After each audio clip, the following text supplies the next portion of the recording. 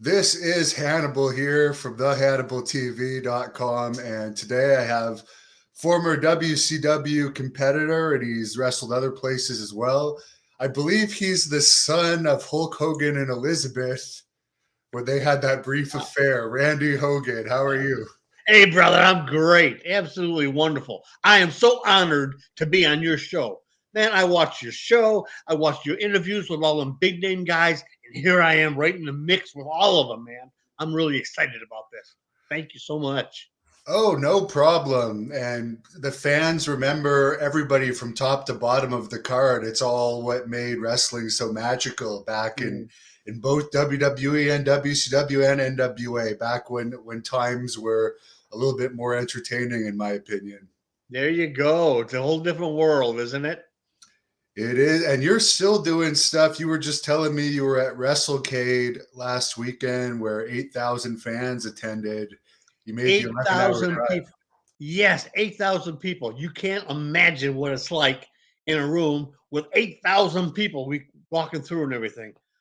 Everybody was happy. There was 100 and I think 127 exactly um, talents there, and they had merchandise and all kinds of other stuff. But a lot of the bigger, older names were there, as well as a lot of the newer guys and the AEW guys and some Impact guys and some local indie stuff. So man, it was absolutely wonderful. Friday was kind of a bust. Sunday was pretty slow too, but Saturday you couldn't even keep up. So we cut out. I guess it was about 2 o'clock on Sunday. Went and caught a nap, and then had to drive back home from Winston Salem, North Carolina, down to back down to Orlando here. And 12 hours later, I finally got a good night's sleep. So here I am again. Now that was a big area for WCW and the NWA. Did you Yes. wrestle there much back in the heydays? Yes, I did. In fact, sitting with me at my table this weekend was David Crockett. So, and of course, I was there. I used to work for Jim Crockett when NWA, and then when Ted Turner took it over, there was a transition, and some guys got let go, and some of us that actually knew how to work, given the opportunity, they kept us on. So that led into WCW, and just went on and on. But like I said, Crockett's Jim Crockett promotion was based out of Charlotte, which was just a hop, skip, and a jump away. So there was a lot of the old fans that remember old irrelevant guys like me, as opposed to all these young eye candy girls, the bikinis and everything, and some of the AEW stars and stuff. So absolutely a wonderful, wonderful show weekend they put on and everything. Someone's asking if you're related to Hulk Hogan. I heard another interview with you where you said you just kind of took on this gimmick after someone wanted you Yes, to use that name. You weren't the one that even came up with calling yourself that. Could you tell that story? absolutely. I trained and I had one match that the trainees put on at the end of our little school session. And I never wanted to be a wrestler. All I wanted to do was know, what's real and what's fake. I have been a big fan since my grandparents got me stuck on it. I must have been 7 or 8 years old. So, so I was living in Columbus, Georgia at the time, and I went to the matches at the auditoriums that they were putting on. I think it was once a month or once every 2 weeks. Anyways, the guy I trained with was putting up the ring. So I went down and I said, Bill, I says, what are you doing? He says, well, when they come to town, he said, they actually rent my ring. And he says, you doing anything? I said, no, not really, because, I got all I wanted out of it. I thought I had all the answers. Believe me, what a funny story that is. Anyways, um, he said, well, I'm wrestling this little bar up in Athens, Georgia. He said, why don't you come watch me sometime and bring your stuff? And I said, well, I'm not going to bring my stuff, but I'd love to come and watch you. So I went a couple of weeks, and once he talked me into putting my stuff in the trunk. So I went up, and there was all of maybe 30 guys sitting at a bar. Now we're talking about a little redneck neighborhood bar with a ring in the middle of it. So somebody didn't show up. So the promoter said, "Hey, Bill, does your buddy want to work?" And I said, "Well, okay, why not?" So Mr. Know-It-All here, he said, "Well, what's your name?" I said, "Well, Randy Franklin." I said Franklin because my dad's name was Frank. And I've always had the mustache with the long hair, had the tan. Hair was dark brown at the time. So I went, anyways. He said, the promoter said, "Okay, son, you're going to wrestle this guy named Animal, and he's going to go over." I says, "Okay." So I get back into the locker room, Mr. Know-It-All here. I go to my buddy. I says, "Bill," I says, "I'm wrestling this guy named Animal, and he's going over. Does that mean I'm supposed to throw him over the top rope, or I'm going over the top rope or something?" He says, "No, dummy. That means he's going to win." Okay. So I went through the match and everything, and did okay. Like I said, whole different world back then. Um, I guess this match would have been equivalent to some of the backyard stuff you see. So it was very unusual to have too many guys, new guys like me, that were actually trained the right way and how to do everything, as far as how do you handle yourself with the crowd, in the ring, how you dress, the whole thing. So, anyways, I got through the match, and promoter come up afterwards and give me the handshake and a hot dog type thing. That was the payoff, all it was. I was thrilled I had a match. I had so much fun. So he says, "Can you come back, next time?" And I said, "Well, sure," because now I was having a little bit of fun. So he said, "You know what?" He said, "But you look a little bit like that Hal Hogan guy." Now, this was back in, I don't know, maybe 81 ish, 82. "You look like that Hulk Hogan guy. So we're going to call you Hal Hogan." So I thought about it a while. I went back and said, "If you want to do a Hogan thing or whatever, that's fine. But not Hal. I don't know who the hell they're talking about. How about Randy, which is my real name?" So he says, "Okay, you're going to be Randy Hogan. You're going to be his nephew or his brother or something. I'm not sure yet." I says, "Well, okay." So I went home really excited. Um, my girlfriend says, "Okay, you got to bleach my hair." So now I bleached my hair, my sideburns, my eyebrows, my mustache, everything blonde. Okay. Went and always had a dark tan, got it even darker, and went back the next time. This time I think I got $20 out of the deal. Now this was a 4-hour drive for me. Okay. $20. It cost me more than that in gas. So I got up there and had this match, and it was a Broadway, or a draw for you new kids.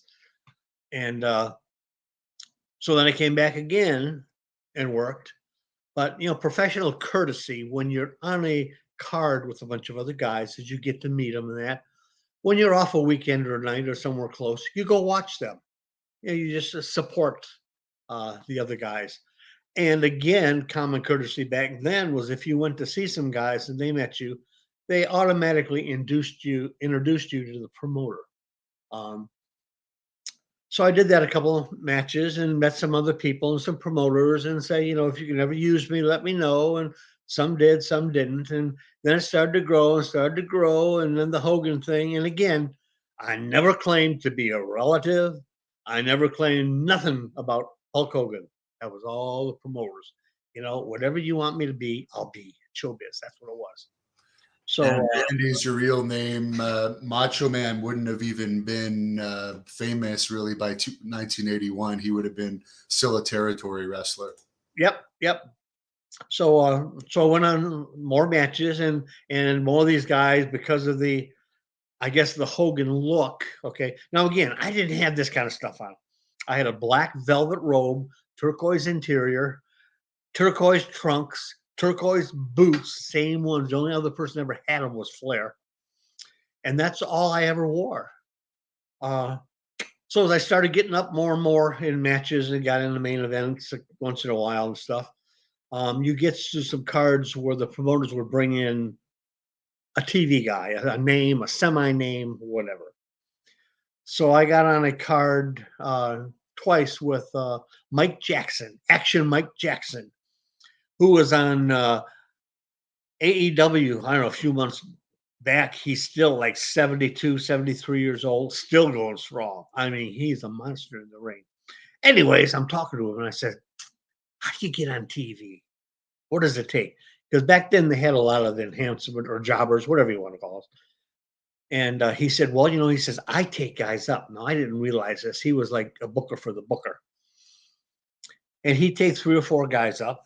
And if there was an opening, they'd get on TV. Same stories when I was in that little bar. They were short. Somebody didn't show up. And J.J. Dillon went up to Jackson and said, you got any guys here? He said, well, yeah, I got Randy Hogan up there. He says, okay, tell him to suit up. So I did. So that's how I got on TV, just by keeping my nose clean and acting professional in the ring and out of the ring all the time. So my first match, tag match, me and somebody else against the Barbarian and the Warlord. Scared to death. Now, understand, never been on TV, never been with these guys. It was bad enough to be walking in the locker room and seeing all these stars, that I grew up, I loved. Okay, Dusty Rhodes, Steamboat was there, Flair was there, Midnight Express, Jimmy Cornette, Paul Heyman, Larry Zbyszko, a whole bunch of them. So, anyways, I'm in the ring, and I get in, and I'm with the Barbarian.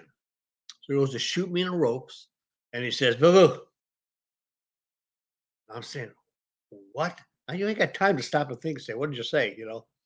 So again, full of adrenaline, threw me in the ropes. I come off 100 miles an hour, not knowing what it was waiting for me.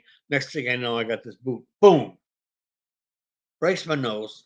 Blood going all over the place. That's on TV. And what it was when I got back to the locker room and everything, everybody says, "Oh, man, that was great." Yeah, right.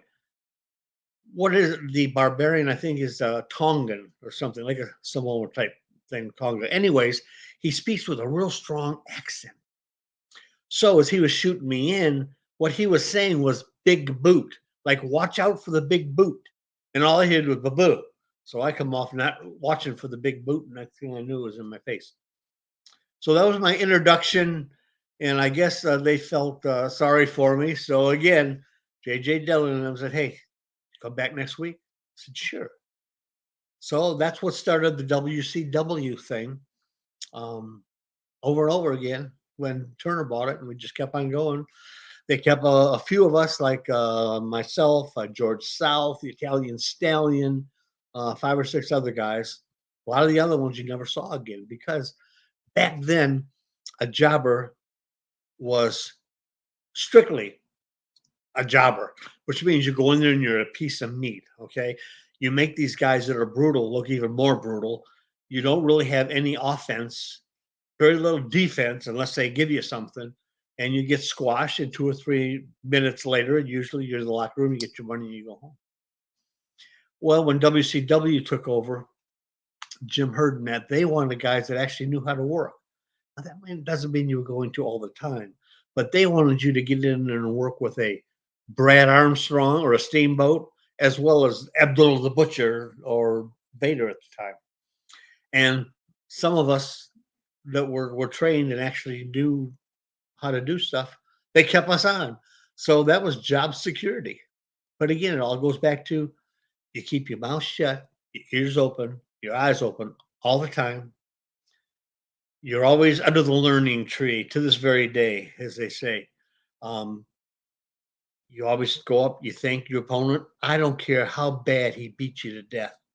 You thank him for the match. You see the booker, the promoter, somebody, you thank him for the opportunity.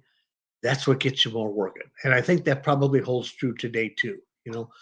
People do business with people that they like, whether they're in a restaurant business or anything else. So if you get not only the fans, if you're a baby face, but the promoters and the bookers meant to like you also, as well as the wrestlers, your opponents, um, job security. They bring you back. They bring you back. If you don't, if you got a cocky attitude, if you don't know how, or you don't sell, or a bunch of other little things along the road, then you don't see them again.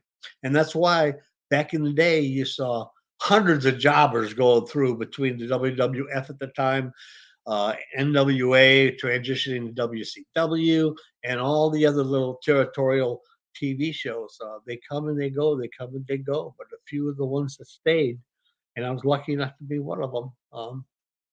job security. That's what it was. How was the pay over the years? Because we heard WWE was $50 for TV matches, at least up until the 90s. I think it went up in the 90s. I would assume that it would have been different once Ted Turner took over than your initial NWA pay. No, but I'm going to tell a story that I've never told and named names on a podcast, only because you are the biggest and the best. So I'm going to dump it here. The first time I went up with Mike Jackson, got on, it paid $50. The next couple of times I went up, it paid $50. Then we heard some scuttlebutt. Bottom line was, what happened, they were actually paying at that time $150. He kept a booking fee, and we didn't know it. It was $50. So then some of the over guys, some of the big guys caught on about it, and I guess they got on Jackson. They started seeing Jackson on TV less and less. All of a sudden, instead of getting $50 cash, I got a $150 paycheck. That's the true story. WCW took over. I think it went up to about 2 house shows, maybe 250 or so. I don't know if everybody got the same or what happened with that, but anyways, that's pretty much what mine was until I got knocked out of the game for a while. So I was in a match in Savannah doing TV. Rick Steiner gave me a belly to back suplex, which I had 2 or 3 times before from him. I always landed on my head. So I said, well, okay, I'm going to turn a little bit. Well, he went behind me this time, and I dropped on my just a bad angle on my shoulder and cracked my clavicle, that little bone that goes across there. So that pretty much put me out. I was getting older anyways, because I started pretty late in the game, like a DDP type of thing. So so I moved back. I was living in Georgia, and said, a little old. This is going to take a while. So I moved back down to Florida, where my parents lived, and said, well, what am I going to do now? And I had one of those things, my arm, one of these things for months. So I had restaurant experience before wrestling. So I said, well, maybe I'll go back to the restaurant. So I went to work at a local restaurant, and they were closing it. And I said, well, don't close it. Let me buy it. It's called Cedar River Seafood in Lakeland, Florida. And they said, we don't have a franchise program. I said, well, let's start one. So so that started that. And that was the first of 6 restaurants that I owned. And WCW started doing their tapings down at MGM Studios, Disney Studios. I don't know what they call it now. But so to keep relevant, now we changed the restaurant name to Randy Hogan's Cedar River Seafood. So in the meantime, my hair was brown and everything again. So to stay relevant somehow, I used to give little kids, I was like a Ronald McDonald, like give them little 5x7 pictures and tell them what's coming and what's going and a little bit of the inside stuff. Still kayfabing it a lot. So they started coming down to MGM doing TV tapings. I made a couple of calls. So when they did the TV in MGM, I went back again and started doing TV. So that would get me on TV maybe once a month or so, twice a month. But it worked out well because now here I was. Randy Hogan had a little visibility on TV, and on the TV show I did some advertising also for the restaurant. So it all worked out well. And like I said, that took me up until 10 years ago. I sold my last restaurant and retired, and eventually got into this convention type deal. So that's where I'm at. So we know the Steiners were known for being a bit rough with the enhancement guys. Vader was too. I've seen a match with you and Vader. How was he to be in the ring with? Well, I hate to speak ill of the dead or rag on anybody, but this is Hannibal, and we tell it like it is, brother. Okay. He was the absolute worst guy that I ever wrestled my whole life. ever. He had just come over, I think, not too long from Japan. Now, over in Japan, it's a whole different ball game. It's really stiff over there. It's really rough. Over here, well, it's a different game now, but it was rougher back then. Okay, so he was used to really smacking guys around in that, I guess. So yeah, I had this match, and of course, I was scared to death because you see Vader, this big old monster. Didn't really get to talk to him or anything. So he says, "Come here." He's sitting in a chair, picks me up. He says, "Yeah, okay, brother." That was it. He says, "Okay." So we go in and do the squash match. And at one point on that tape, he's got me in the corner, punching me. So he's punching me in the head down. So I'm slipping down the ropes. And then he starts punching me up the ropes again to knock me, hitting for real. Wow. So I was feeling goofy by then. Went through the match, did some more stuff, and then he did that that little monkey jump he does off the middle rope, a splash. Well, he did that really a pancake stiff, but it was okay. And Harley Race was his manager at the time. Harley says, "Do it again." So he gave me another one of those, squashed me again for the second time. So obviously, I laid there dead, I mean, like I should have. Um, so the referee gives a signal, and all of a sudden, three other referees come out from the back, come out to help me out of the ring, to help me to the back. They thought I was legitimately squashed, which I kind of was, but I said, "I'm okay, okay." But they came out because they thought I was hurt. So go back in the locker room, and again, went up to Vader, thanked for the match, whatever. Nothing said, not, "Are you okay? How are you? Nice to meet you." Nothing. He just was Vader. He just didn't care. That's why he was my worst opponent, because he didn't care. Sometimes if there's an accident in the ring, or you're in a position like I was once with Abdullah, right outside the ring, right in front of the front row, that if you're going to hit somebody or do something to somebody, it's got to be stiff. It's got to be real. That was the old days. But Vader didn't care. He was just going to squash anybody, and I was just a little ant. I was nothing to him, anyways. So the fact that he just didn't care, and that pissed a lot of people off, I think it added to the problem he had with Paul Orndorff at one time. So, anyways, that's the Vader story. And how were the Road Warriors? Because you wrestled them in their earlier days as well, when they were known for being very rough. Yes, when they first came to NWA, um, again, it was a tag match. You don't know anybody, okay? The game changes when you're there a while and they get to know you, but at first, you're not. Goes with the Road Warriors, you're just a piece of meat, anyways. But this was NWA, and before you had to work, much less be given the opportunity to.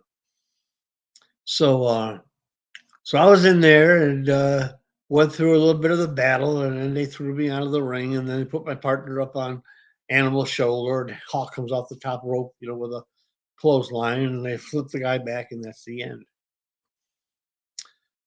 So as time went on, and I probably worked them, I don't know, probably 6, 7 times anyways, they get to know you, and the guys in the back get to know you, the girl and that. So they all of a sudden now they're not taking the pin on me. I won. The jobbers enhancement, whatever we were, used to get in the ring first, and then the music would start, and the Road Warriors would jump the ring, smack the both of us, throw one out, take the other one right to the finish. It's like maybe a 1-minute match. Well, I got to be to the point where they hit the ring, throw me out of the ring. That was it. I wasn't in the ring after the bell rang for not even 10 seconds. I got paid the same. So that's how the locker room or the office, they started looking at you. They started watching you, and they watch again how you act inside the ring, outside the ring, in the locker room. It's all together. It's not just, are you talented in the ring? Do you look good? Are you fat? Are you skinny? Whatever. You had to have the total, I hate to use the word, the total package. Okay, remember that guy? Anyway, that's another story. But so with the Road Yeah, Warriors, he's another guy that was known for having a bit of an attitude, but not necessarily roughing anybody up. correct. I don't know now wrestling wise. I don't know if he had the talent to do a lot of the wrestling part, but he looked like $1,000,000. He had the best gimmick as a heel because that was him in real life. He loved himself. He was the best. He was above everyone else. He wouldn't talk to anybody. You might get a smile or a nod. No discussion before, no discussion afterward. Luger was Luger. And then, fate caught up with him of recent. And I hate to see it, but uh, as far as being rough in the ring, he didn't do anything. He'd throw a little sissy punch once in a while. Next thing you know, he's got you up in the rack, okay? And that was it. So, as far as talent wise, I didn't feel any of the wrestling ability.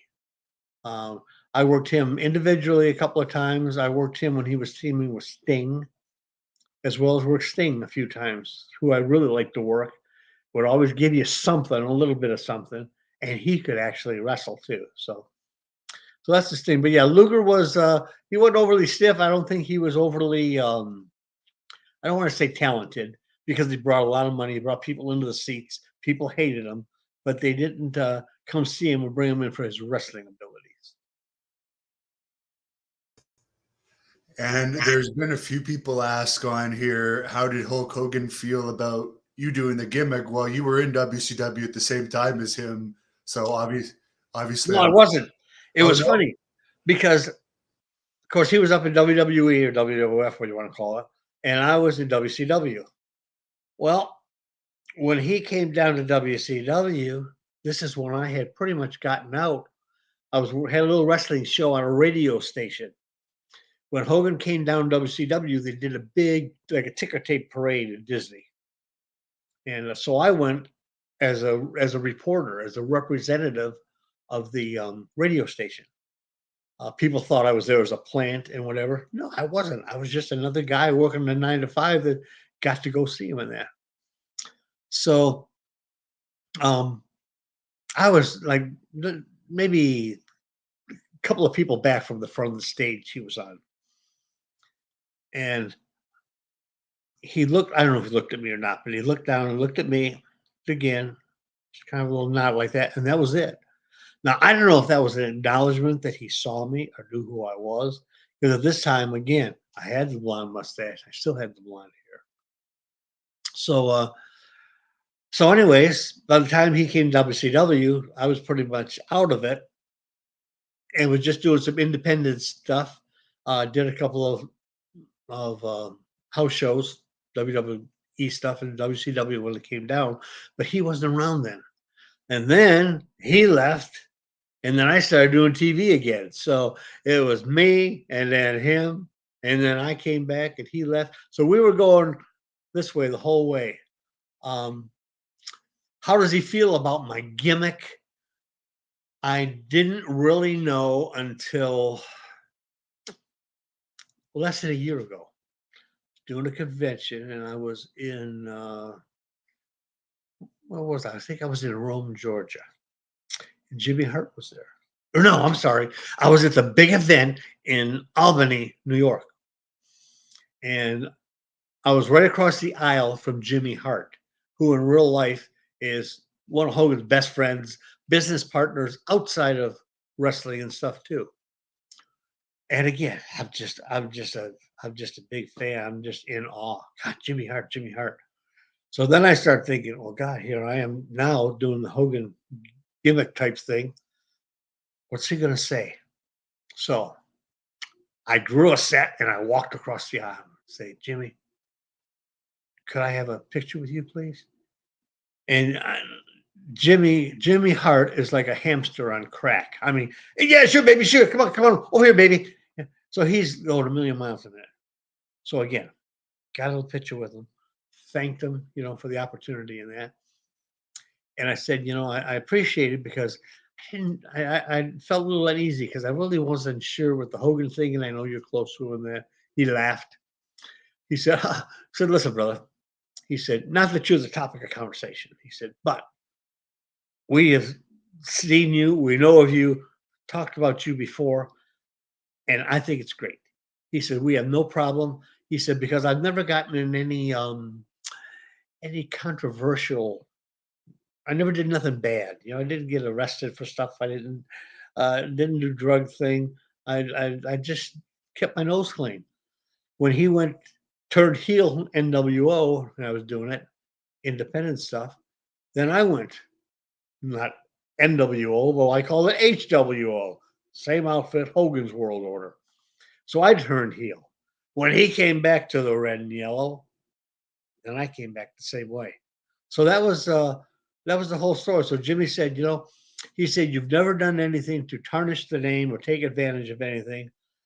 Um, he said, I appreciate you. He said, we had no problem with it. He said, I love the look. I love the gimmick. He says, you go for it, brother. I says, okay. And that was it. So that was my uh, okay to continue doing what I'm doing 25 years after I was in the ring. If I knew that, I'd have done it earlier. But that's the whole story of the Hogan thing. Do you know Hogan? No. Do you know? To this day, I have never met Hogan. He lives an hour from me. I've been to his gift shops, which he's never there. A restaurant in Clearwater, never been there. We have always crossed and everything else, but never ever have had the opportunity to come face to face. One day we're gonna. In fact, I was talking to Mario Mancini last week, and he says, "I'm taking you over there, brother." He says, "I'll take you right into the front door." I said, okay, so that's the day I'm looking forward to is finally meeting my I can't say my idol or my hero, but uh, somebody I owe a big thank you to.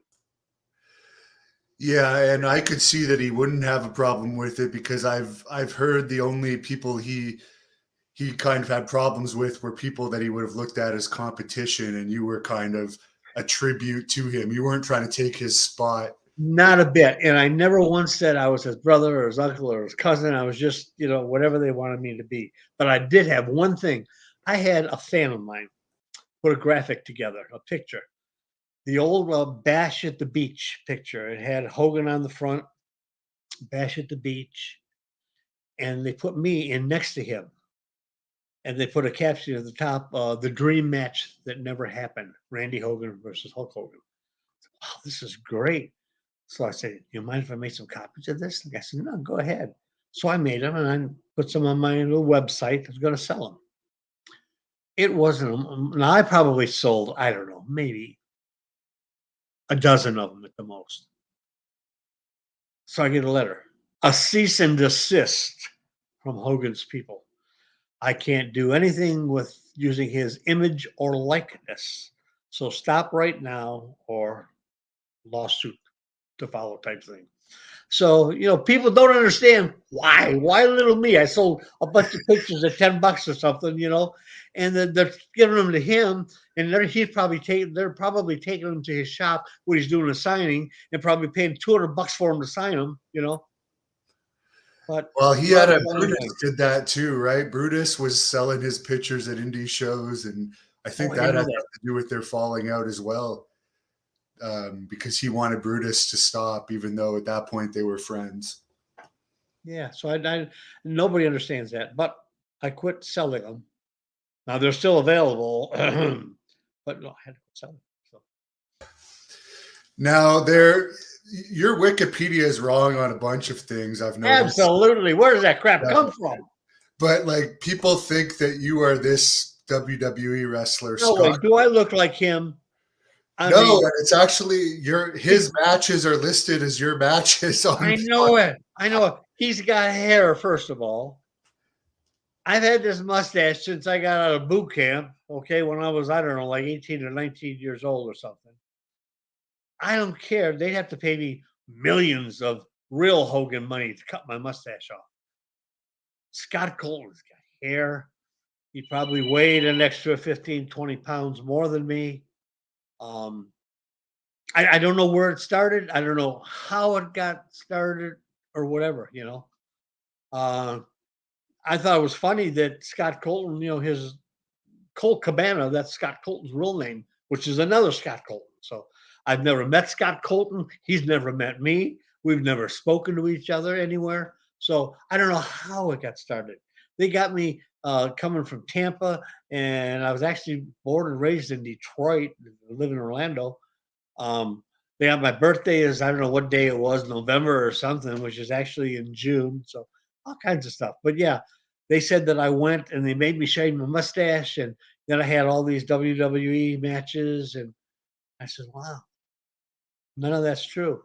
But so yep, you're right on that one, brother. Yeah, it also said that you were working for a radio station that That's time true. that you met Hogan, and you were so you were you or weren't you? Because you said earlier that when you met Hogan in '94, or when you covered her thing, What you was were there as a wrong? fan, right? You weren't No, there. I was there as a reporter Oh, from a okay. radio station. I was there as actually a reporter. Yeah. In fact, if you see that, I think it's around YouTube somewhere. I'll But search. if you see that thing, it'll kind of pan on me. But you see me holding like my notepad, my notebook, and I'm writing stuff in that. So yeah, that's what we made. I think the first time we made any eye contact in person. But no, we didn't meet, and I was legit a reporter working for, I don't know, WTLK or some little radio station out of Largo, Florida. Yeah, because this is funny. Oops, that's not it. I'll search up the other one. I've copied the wrong one, but the where is it here? Save. Okay, I saved the wrong one. Here it is. Is that it? Oh, there you are. 4 months later, after leaving WCW, you jumped to the World Wrestling Federation. Having removed your Hogan mustache, you adopted the ring name Scott Colton. And supposedly, you wrestled the Warrior, Dino Bravo, Bad News Brown, and DiBiase. So that's wrong. At least we can get to the bottom of that. I have never wrestled one match other than my very first one as Randy Franklin. From the time I hit that little bar on my second match, I never wrestled under any other name than Randy Hogan. There was someone else on here asking, because you don't seem like the type that would be hanging out in bars much, No, but would anyone challenge you in bars because you were known for being enhancement talent, and they think they can easily whoop you? no, no. I never got in that position. I've never been challenged. Of course, I've had people, come up to me. Even today, every once in a while, there'll be a meme on there. You know, when you order a Hogan and you get something from Aldi's or from Wish or something. Little stuff like that, which I find quite humorous. People would say, "God, you get your ass beat all the time." I said, "Well, there's nothing embarrassing about getting beat up by the Road Warriors or the Vaders of the world, at all." So, and that kind of shuts them up a little bit. And if you don't come on with a cocky attitude, I don't think it escalates anything. So knock on wood, I've never had to defend myself. Did you ever get to wrestle Ric Flair over the years? No, I wanted to so bad. Good friend of mine, Greg Price was his name. About as experienced as me. That was about it. He got to work him once on TV. He was scared to death. And Flair went over to him and says, "Come here, Price." He said, "I'm going to make you look like $1,000,000 tonight." And he did. He was so respectful of everybody, enhancement, everybody. Um, like I said, over time, the guys get to know you a little bit. Now they're not buddy buddy going out drinking with you or anything, but they get to know you. And Flair, one time, quite a ways down, we were walking down a hallway, opposite ways. He was coming my way. I said, "Oh shit, what am I going to do now? Do I say? Do I look the other way? Do I nod? What do I do?" You know. And he's walking by, and so he's walking by, and he goes, "Hi, Randy." hello, Mr. Flair. So when I called Mr. Flair, but he acknowledged me. He knew my name. Ric Flair knew my name. The only other one that did something, the only one that did something similar to that was Terry Funk or oh, one second. I'm on a podcast. God, wives. I'm Start sorry. getting those booking calls. Oh yeah, that's what it was. Yeah, my wife booking a seat at the kitchen table for me to have dinner ready for. So, anyways, Terry Funk and Dusty Rhodes, the only two other people that really ever talked to me a lot initially. Terry Funk was a wonderful thing. My very first time in TV, scared to death. All those little jobbers kind of sitting in the corner, scared, not know what to do, where to look. We're all in the same big room. Terry Funk walked across the room to all of us, comes up, looks you right in the eye, and says, "My name's Terry Funk. What's your name?" He says, "I'm so glad to meet you." I mean, this was Terry Funk. My God. Dusty Rhodes, the first time I ever really was acknowledged by him, again, walking down the hallway once.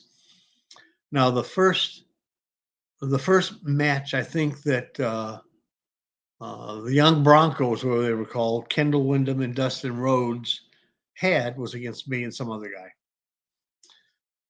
So we were working, and I was in there with Dustin, and he threw me in the corner, didn't say nothing, and he come in the corner, and he froze. Didn't move. He didn't call nothing. He didn't do anything at all. So I'm trying to squirm, look like something's going on. I said, shoot me across the big elbow. Because, Dusty used to do that thing like drop the elbow. So he threw me across. They came out and gave me the elbow. And then he tagged in Kendall Windham and he did some stuff and threw me out. And then they finished it. But anyways, we didn't really talk after the match, but he thanked me, cordial and everything. So I'm walking down the hall afterwards. My street clothes. Dusty's coming this way, also the other way. I said, "Oh shit, here I go again." So I kind of looked, and he says, "Hoagie." He called me Hoagie, like a ham sandwich or something. Hoagie. He said, "Thanks for taking care of my boy." So evidently, Dustin went back and said, "Yeah, I kind of got froze up a little bit, but Hogan told me to do this and something."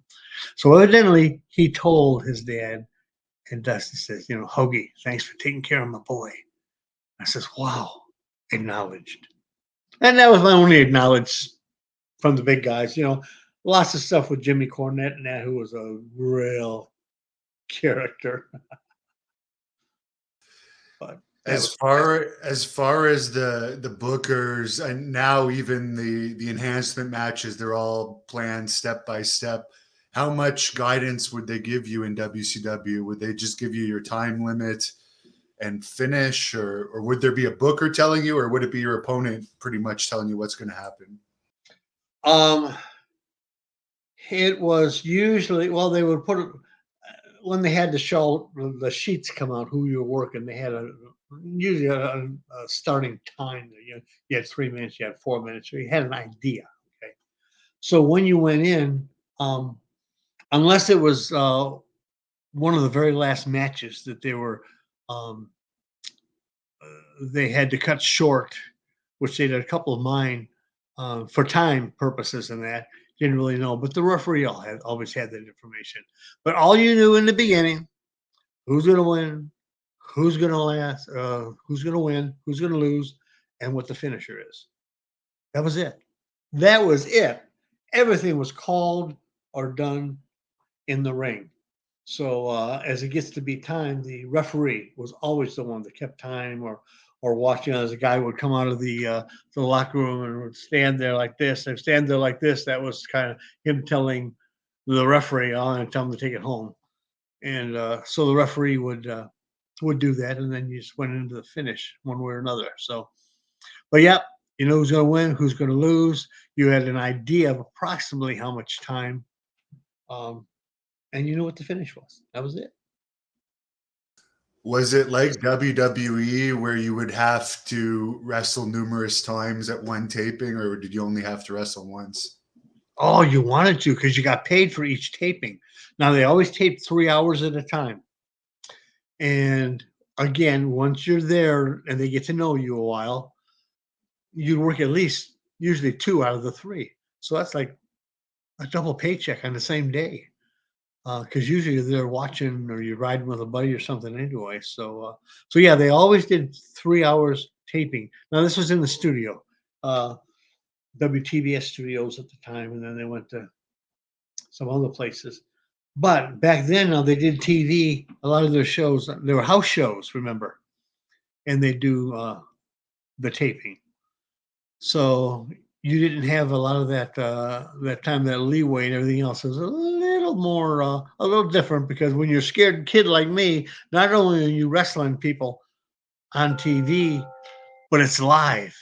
So there's no retakes. There's no killing for nothing else. You know, the guy in the gorilla position or at the curtain says go. That's when you go. You know, come back and it's all over. But yeah, with a little bit of luck, you got 2 out of the 3 hours, and that made for a nice paycheck if you did that once or twice a week. That's like 4 paychecks. So it wasn't like WWE where it was the same pay no matter how many times you wrestled. So that's good. No. It's funny because on this convention, there's one vendor promoter, not to be named, treats me like $1,000,000. Wonderful, pays good, works you to death. If the thing is the convention is Saturday night, maybe Sunday morning, he'll have you fly in Friday. Friday night he'll have you at a show somewhere, signing autographs or doing something or being part of a show. Up Saturday morning, Saturday you do the convention. It's usually over about 3 or 4 o'clock.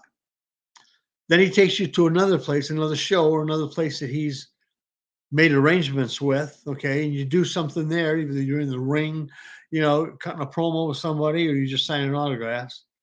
Then you get back to the hotel, and now it's 10, 10:30, 11 o'clock. He wants to do a virtual sale. Okay, so now you're on there for an hour trying to stay awake, trying to hawk some pictures, sell them. Then you're up Sunday morning, you got the convention again. And from the convention, you better have your bags with you because you're going from there directly to the airport. So same kind of thing. They get the money's worth out of you. And they did it in the Fed, I guess, too. But WCW, even NWA, they paid you as they went. It was quite nice. Someone says they're surprised Vince didn't bring you in for a WrestleMania 19, something to do with when they brought Hogan back for something. Did you ever apply to do any WWE shows where they came to Florida, or were you always loyal to WCW? Oh, no. There was no loyalty in it. I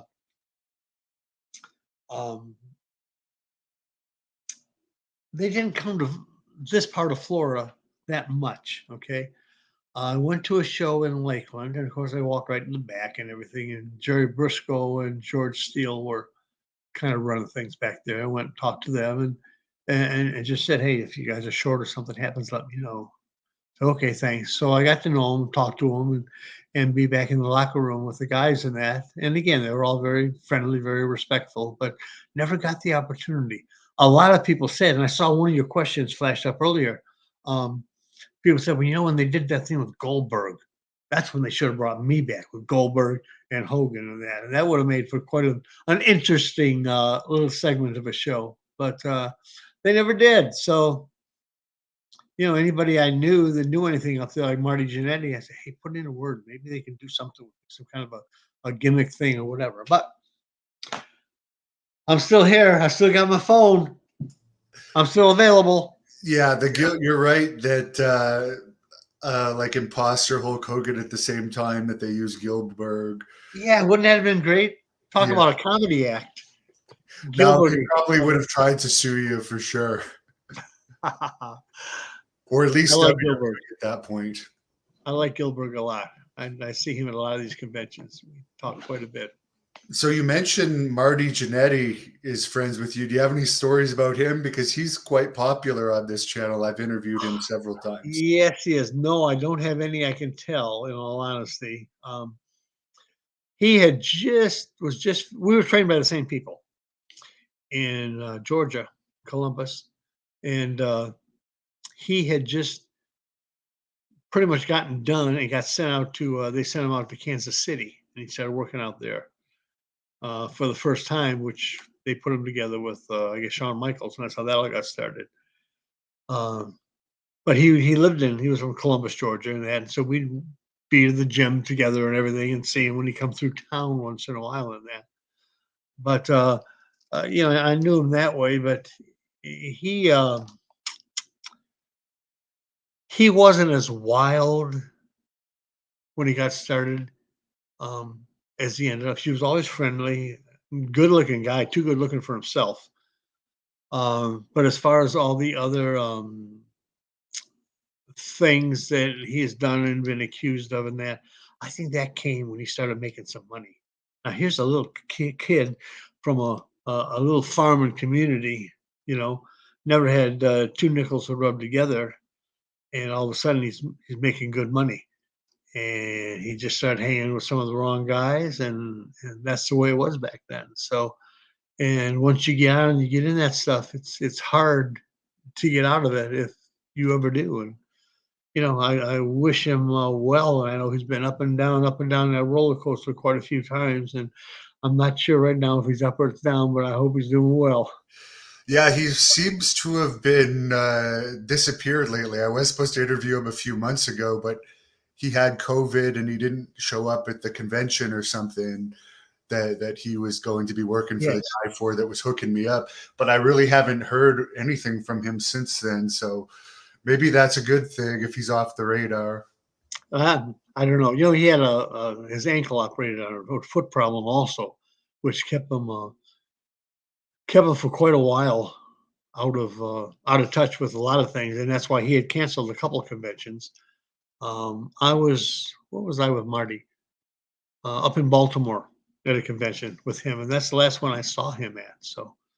Um, so basically, nowadays, I know probably less about him than you guys do. So I only know what I read and what I see. I don't have any contact with him anymore. But I will say Marty is a very nice and humble guy because I remember before I even had my YouTube channel, I was doing a convention Yeah. just helping Billy Graham out because I was friends with him. So I was just like helping him at his table, and Marty ended up being beside Mhm. us, and like I was a nobody, and he was being as respectful to me as if I was like a big star, and a lot of the Yep. wrestlers don't do that. Marty has no attitude whatsoever. Whether it's with the fans or whether it's with other talent or whatever. He just laughs everything off. Is there any wrestler back there that maybe you could name some that treated you like an equal, and maybe some like maybe you already mentioned Lex Luger and Vader that kind of treated you guys like, oh, you guys aren't on our level. I'm sure that you saw both sides. I think you said Sting was one of the nicer ones back there, and Terry Funk. Well, it was funny because it takes Sting, and a lot of the guys were like Sting. Um, they were very standoffish until they got to know you. And when you worked them once or twice, and you were in the locker room regular, and believe me, they watch how you treat others and how you act yourself and how you carry yourself and that. So then they start acknowledging you or talking to you a little bit more or things, whatever. So most of them go from very hesitant to you either earn their respect and their trust and their acquaintanceship. I wouldn't say a friendship, but you either earn that or you don't. And other than the ones that I mentioned, there's really been nobody that mistreated me or had an attitude. None of the ones I worked or had anything to do with. Like I said, there was, from the ones I worked, there were dozens of other, you know, over or name guys that I really had no contact with or anything. So, but no, I was very fortunate. Jeremy wants to know who was the scariest wrestler you ever crossed paths with in WCW.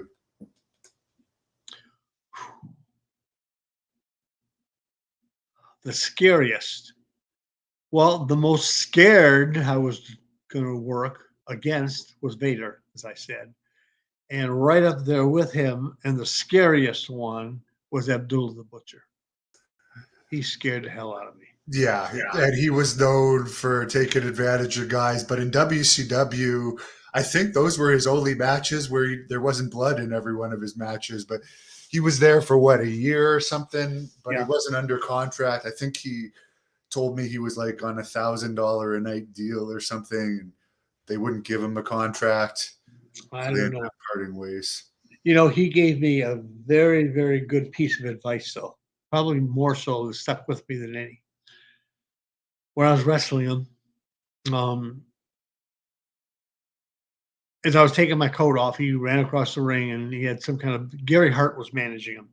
We were in Birmingham, Alabama, and he had some kind of belt. I don't know, TV belts or national something or other, and smacked me in the back of the head with it. Well, you know, usually they kind of soften that. Well, he hit me with a plate right in the back of the head.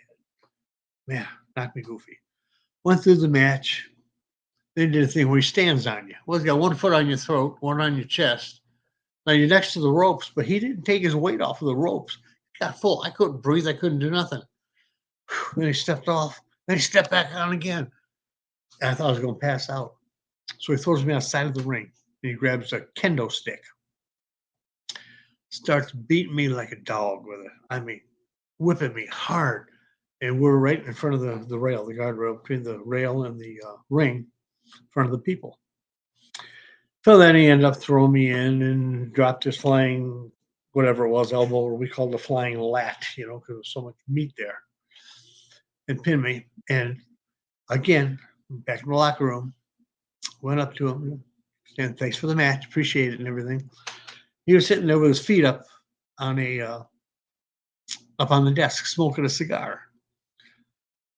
Now, Eddie is very, very well spoken. Okay, he's not just that wild, crazy guy from the Sudan. So he said, yeah, he says, thank you, brother. He says, everything okay? I says, well, yeah. I says, but you beat me to death with that kendo stick. You know, I wasn't complaining or nothing. He looks at the cigar and he said, son, he said, it's good for the business. I didn't understand what he's saying. Years later, I'm thinking about, like I told you, you know, when we started this interview way back in the beginning, you can't pull a punch. You can't make it look fake or nothing else. If you're going to smack somebody, you smack them. If you hit somebody with a chair outside the ring back then, you hit him with a chair, you smacked them in the head with a metal chair. It wasn't across this back stuff, okay? He couldn't very well hit me lightly or pull it or hit that kendo stick kind of on the tip hitting the ground rather than straight across my back. Just whipped me to death. And remember, I wrestled the third hour against Hacksaw Butch Reed. Butch Reed had me up in a bear hug. And I was watching this on TV the next week.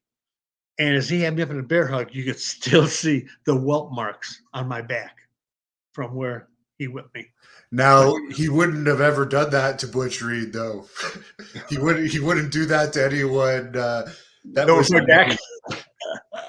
No, he wouldn't. Yeah. I got to throw a couple of punches, but of course he didn't sell him or nothing. You know, just a little defense move. You know, hitting him in the belly as he's picking me up, breaking my eyes, and pulling my mouth open. He's got me draped across the second row. But I remember when he hit me with a coffee pot. He was telling me, "Oh, don't worry, the coffee pot's just going to smash.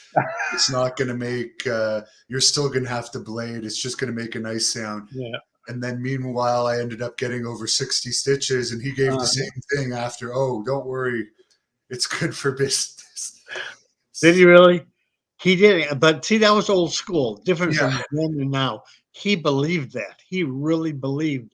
Hey, this is how it is. If you can't take a punch, you shouldn't get in here. You shouldn't be paid. You know, nowadays they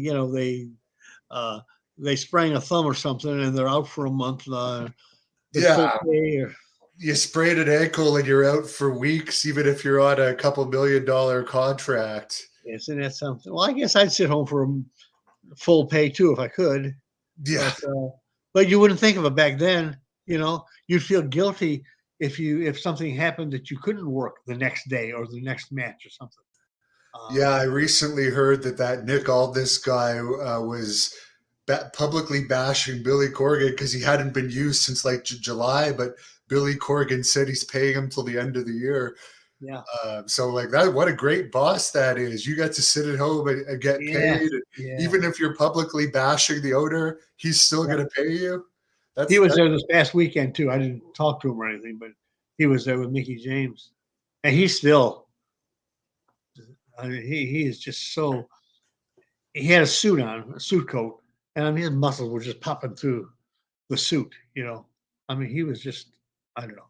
Well, I He highly was recommend juiced. there's no steroid testing at NWA, and I'm not hating on them, but I watched one of their episodes lately, and there's a difference in the size of the guys there. So it's more like the old days too, where I don't think they test. But I'm not hating on them for that. I'm just saying that I do notice that in NWA, the wrestlers look a little thicker. But I appreciate you coming on. Is there anything you want to plug or tell the fans where they can follow you? Oh, man, I can't thank you enough. This is absolutely wonderful. Like I said, I've followed you for so long, and then all of a sudden to get the opportunity to come on here, I'm truly honored. Um, my merchandise stuff, if you go on Facebook to Randy Hogan Stuff, if you're looking for Randy Hogan Stuff, I got everything on there. I've got, in fact, I'll have my events, some pictures of where I just came from, some that may be coming up and everything else. But basically, my merchandise is all available on Randy Hogan Stuff, and I'm available too. So if you want to just say hi, just shoot me a message, say hi, and I'll always say hi back. Do you still get in the ring if the price is right, or are you just doing signings these days? I wish I could. Unfortunately, from the years of battering, the past year, I'm down to in a walker now. I had some severe nerve damage that they can't fix they can't seem to fix. So I had plates and screws put in my back, and thinking that would open a nerve up. Well, it didn't. They went to my neck, replaced one of the discs, put a plate and some screws in my neck. That didn't do it. So I just woke up one morning and my legs felt like when your foot falls asleep from the waist down. That's how I felt. So it's an ongoing process with different injections and all kinds of stuff. Just trying to find that one thing to hopefully find that one nerve that is damaged, which they can't find, if in fact it can be fixed. So That sounds like something else you have in common with Hogan, because I know he's had a lot of nerve damage in his lower back over the years, and I think he has some sort of electronics back there, right? He does. They put an electronic stimulator in there, and I don't know if that's down the road for me or not. Right now I'm still trying to hobble around, and I do okay with a walker, and I'm trying to get down to a cane, but I just don't have the balance or anything to use a cane yet. So I'm pretty much stuck where I'm at, and just hope I can get out of this so I can at least step back in a ring, if not to take any bumps, at least to smile and say hi instead of having to be outside the ring, hanging onto my walker like an old man, which I am. Last fan question I'll throw in here. Did you ever do the Hulk up and the leg drop? Obviously not on TV, but like maybe on an indie show just for the hell of it? I did the leg drop often. It's back last year. I was at a convention and working for that promoter that works you to death, and one of the shows he took me to, I was there with Brett Azar, who does the Iron Sheik on the Rock show. And him and I were there, and they helped me to get in the ring and that. And then two of the heels come out and started bad mouthing. One smacked me, so I just kind of fell down in the corner because I can't get up or anything unless I pick myself up with the ropes or something.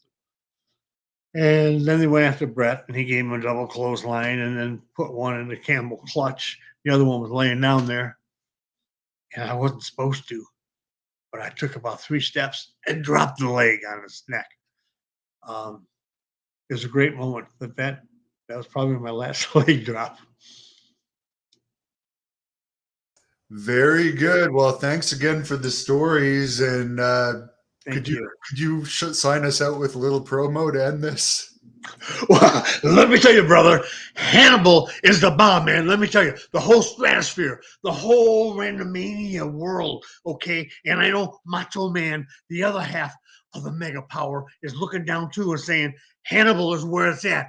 Look at this show. Subscribe to that YouTube. Look at Hannibal. Say hi to Hannibal and tell him that you saw Randy Hogan, the original Randomaniac, running wild on his show, brothers.